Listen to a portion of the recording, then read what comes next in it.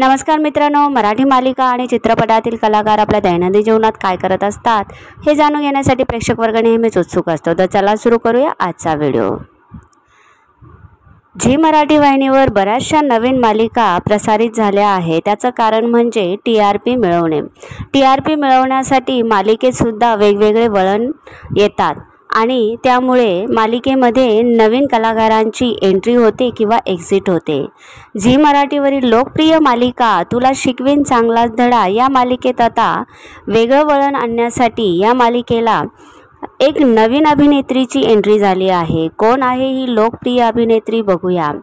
तुला शिकवीन चांगलाच धडा या मालिकेमध्ये आता सानिया चौधरी हिची एक गायिका शिक्षिका म्हणून या मालिकेत एंट्री होणार आहे।